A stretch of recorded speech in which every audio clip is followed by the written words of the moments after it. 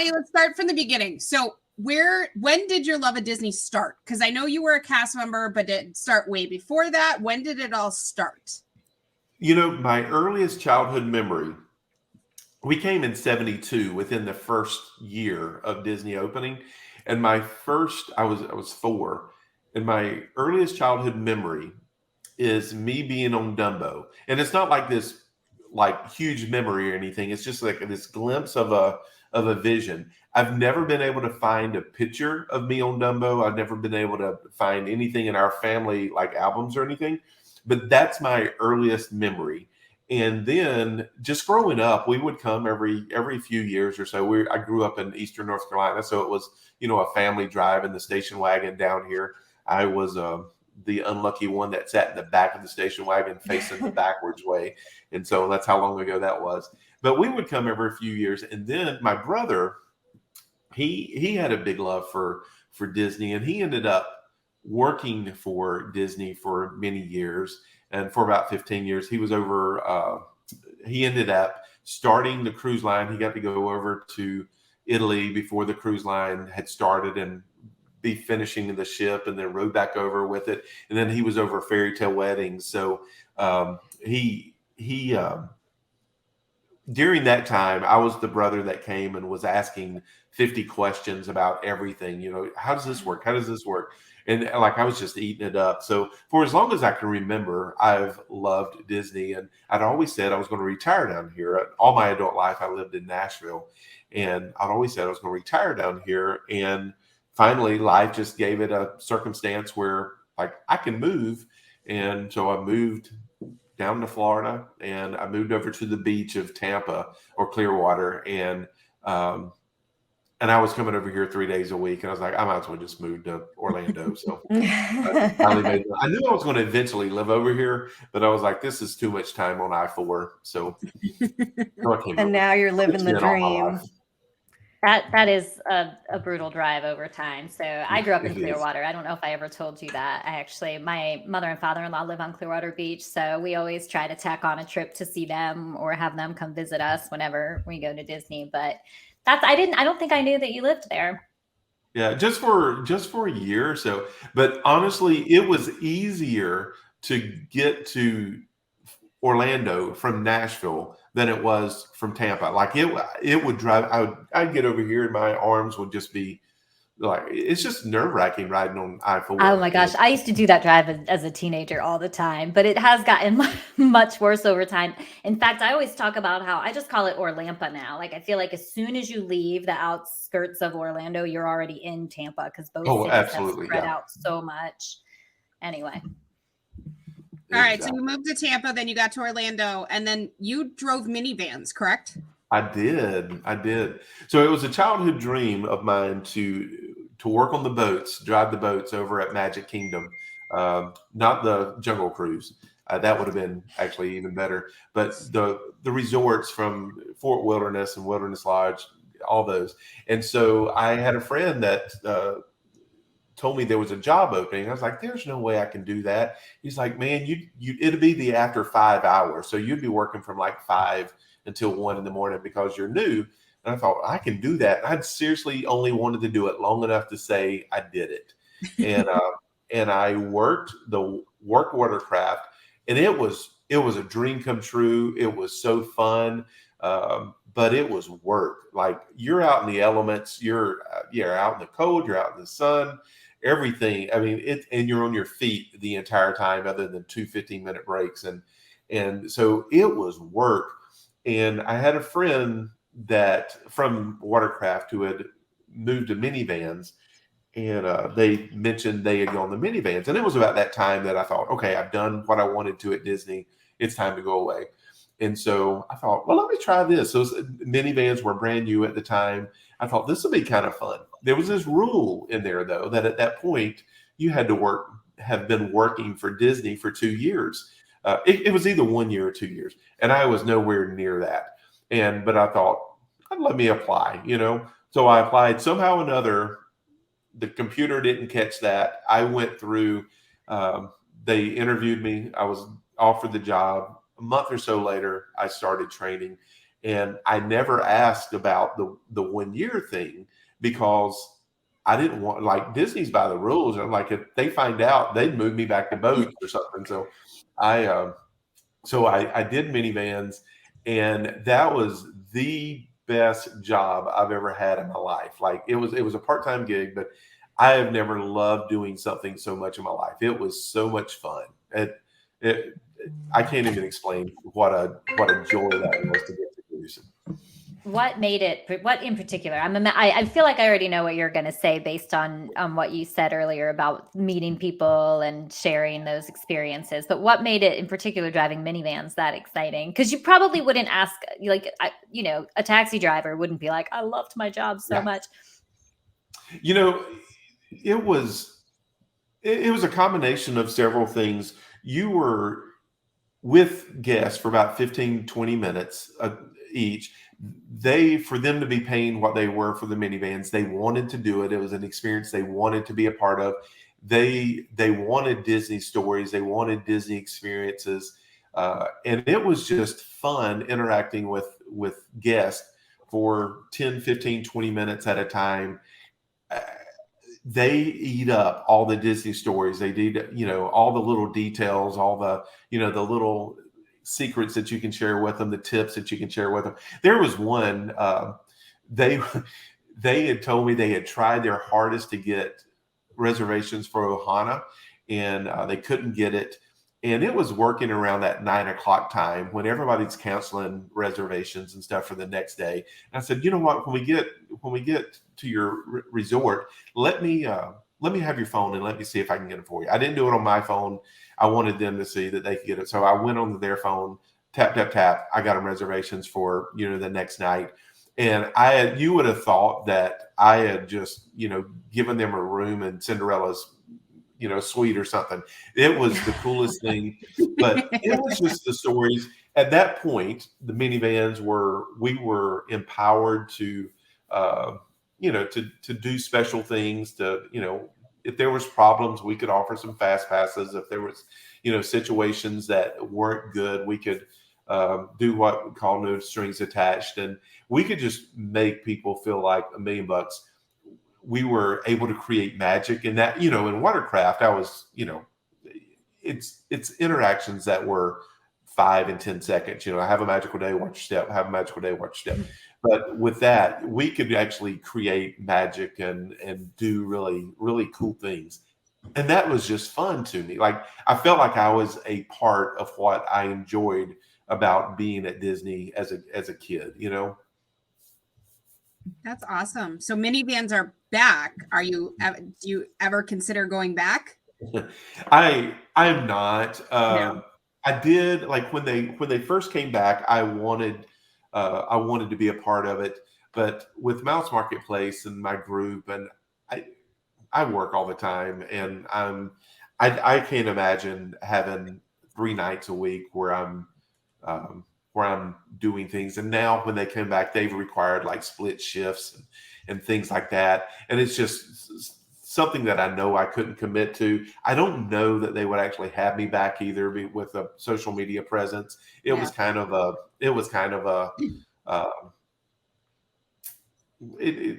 sore point for, I feel like, some of the management and stuff, which is weird to me, but I get it, because there was people would get in the cars and they would say, hey, how do we get Bonnie? And that, that didn't necessarily sit well with what, minivans wasn't about me. It was about the experience that they were creating and wanting to create. And so, that's the way it is with Disney. It's, it's about Mickey, it's about Minnie, it's about the princesses. It's not about any one cast member. And I don't think that Disney particularly likes when a cast member is highlighted per se. But I was working, like, I did come back with Disney after COVID, and I was working conventions, special events over at Epcot. Oh, okay. But that was not the fun job that minivans was. And so I thought, you know what? And it's just hard to balance like a full-time. I've got a team of 6 now, And so it's hard to justify being away from the team Right. when I've got their livelihoods that I'm responsible for, you know. But it sounds like this is kind of the perfect solution for you, because you still, I mean, you're in the parks all the time. And when you're there, we know from social media, like we were saying before, you definitely have those connections with people also. So I'm sure you're and you're getting those stories, and you're getting all that. And you're even getting your like love of Disney transportation in. I love watching your Skyliner chats. Yeah. So you have a little bit of everything. It's kind of the perfect storm. But you brought up Mouse Market. I'm sorry, you brought up Mouse Marketplace as one of the things that's keeping you so busy right now. So let's talk about Mouse Marketplace. First of all, for our listeners who may not know, I can't imagine they wouldn't, but what is Mouse Marketplace? I wish we could trust everybody knew about it. It's so small. Well, we only have six listeners, so we're up from one. I'm kidding. I'm kidding. Yeah, I wish it was that well known, but then again, I'm blown away by the success of it. So back to COVID, in 2020, I was working my career job, what I had always done. I was working minivans 3 nights a week, and I had a FastPass course that taught people how to use and maximize FastPass. So in one day, I lost my career job, laid off from minivans, or what was the word they used for it? Furloughed from minivans, and the FastPass course went away. And I had Mouse Marketplace. I had started it in January of that year. And, you know, the big word in business at that point was you're going to have to pivot. And that was my only hope of any kind of income at that point, because nobody was buying FastPass stuff. Nobody was, you know, driving minivans, and I had just been laid off of my career job of, you know, that I had done since college. So I was like, well, I got to find something. Interestingly enough, that Mouse Marketplace took off. Then I would get around, and I would get in the car, and I would drive around Disney World during the 2 weeks when everybody was at home. And I would have 600, 700, 1,000 people on my live watching me drive around Disney World. And if you know, by driving around Disney World, you're not seeing anything. You know, I could drive in the Grand Floridian, and you could actually see the Grand Floridian. But other than that, I'm like, over to the right, you know, I'm on World Drive, over to the right, Hollywood Studios. There's the big ball. Ooh, catch it, you know. But folks were just craving some sanity. Folks were craving a little bit of the magic. And that's when everything in Mouse Marketplace just took off. And so we got together with some of the vendors and some of the Etsy small shops and things like that. We let's just do some gift baskets. Let's do some gift boxes. We had already started at this point of doing things. But we were like, this is the only thing that I've got to do. These small vendors that's creating things, they're able to do it, but then they were limited because supply chains were limited. So, I can make these ears, but the store is closed to get the fabric, or, you know, so we were so limited in anything that we could offer, but we made it work. We were like, okay, if we can send out 20, we'll send out 20. If we can send out 100, we'll send out 100. But whatever it is, we're gonna make it happen. So that was kind of the start of it. Was when COVID hit, we actually exploded because everybody was craving magic, and everybody was creating a little joy in their life, or, you know, just wanting a smile.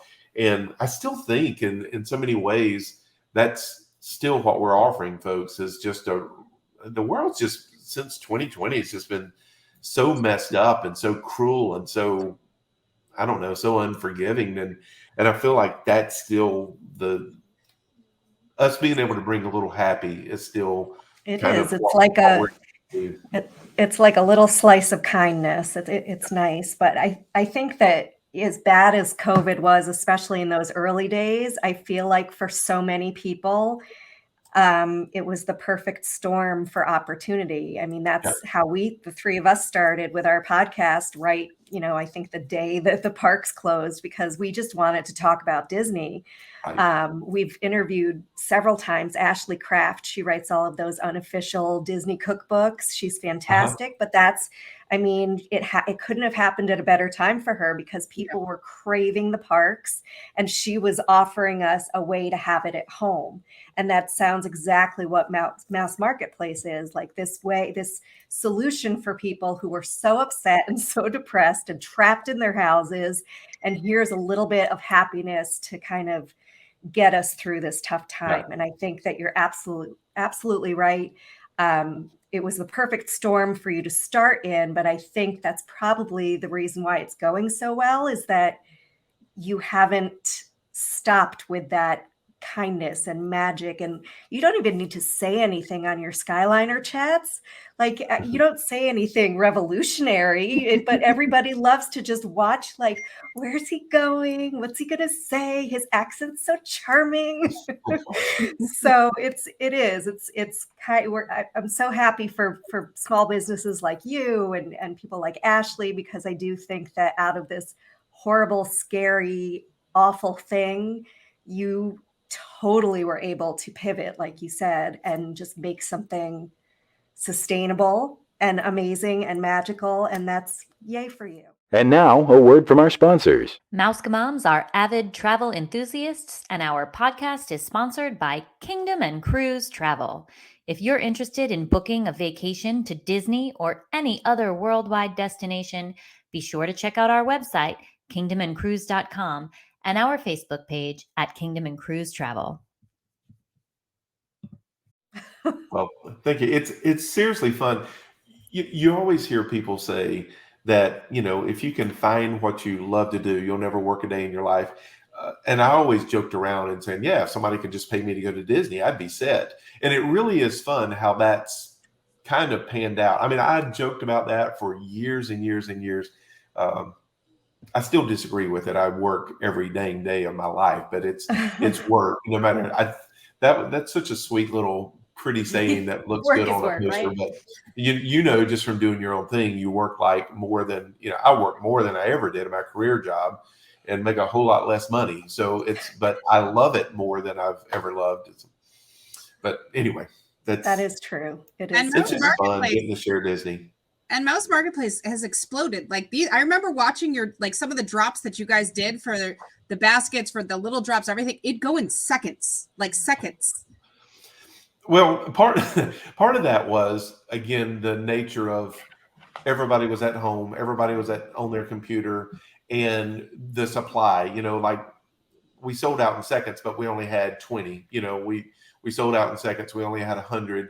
But the demand was there so much more. And as supply has increased, and now we're able to increase things, we still do our drops per day, or by the day. And so we'll offer like Disney inspired t-shirts and things like this. And but we'll do it for the day. But I am so glad that we don't sell out in 30 seconds, because we're not serving as many people as we can. From a business standpoint, it's really good to sell out in 30 seconds. So, because then people are dying for your stuff. But we've kind of gotten a little bit past the need for that. So, yeah, I remember I looked for a couple of things and I just couldn't get it quick enough. I would be sitting on the podcast recording with them. I'm like, hang on, it's dropping. Give me 1 second. But I did get one of the hats with one of the castles on it, just the simple castle, and I love that hat. thank you. One of my favorites. But yeah, you guys have some really, really cute and creative things on there too. That's the fun part of, small business is hard, and y'all know this, just being small businesses yourself. Small business is hard. So, and I love being able to highlight other vendors, to highlight other Etsy shops, I'm not an Etsy shop, but highlight Etsy shops and craftsmen and artisans and everything. And just, what, this person has the coolest pin board. Let me highlight this. This person has this cool slider board. Let me highlight this. So that's the things that we're doing. So we are able to find some really cool things that, unique and cool things. And then, we do the apparel thing, but the fun things really are those items that people don't see a whole lot that are unique. And then we're also, so I get the stories from the guests that I see, but I'm also getting the stories from our vendors that we choose to work with of, holy cow, I didn't tell you this during the time, but I was going through a lot of medical issues, and I had medical bills out the wazoo, and your drop absolutely paid that medical bill, or just helping me understand or helping me see we're actually making a difference in these small businesses as well. So we're catching, I don't know, it's the coolest thing. We get to help the businesses. We get to help the people who love Disney, our members and everything. So it's just fun. It's all around fun. It's hard work. It's a win-win. It's a win-win for everyone. Yeah, absolutely. All right. So before we close, we have a little, this or that we like to do, a little game we like to do with our guests. I'm just going to ask you this or that. You tell me which. Okay. You down? You seem like you would be. I didn't mean to back you into a corner. All right. Magic Kingdom or Epcot? Probably Epcot. Okay. This one's rude. Mickey or Minnie? Minnie. Minnie. Interesting. All right. Guardians of the Galaxy or Rise of the Resistance? Guardians, easily. Easy, hands down, right? Yeah. How many times have you ridden? Have you gotten all the songs? I'm so bad about knowing. Well, more than I have. I mean, I've only ridden it like I'm sure I have. I've probably ridden it 25 times, I'm sure. So you've had, statistically speaking, you must have gotten, what are yeah, there? 7, I would think so. I didn't like the Christmas song, but that's okay. What was the Christmas song? I did hear the Christmas song was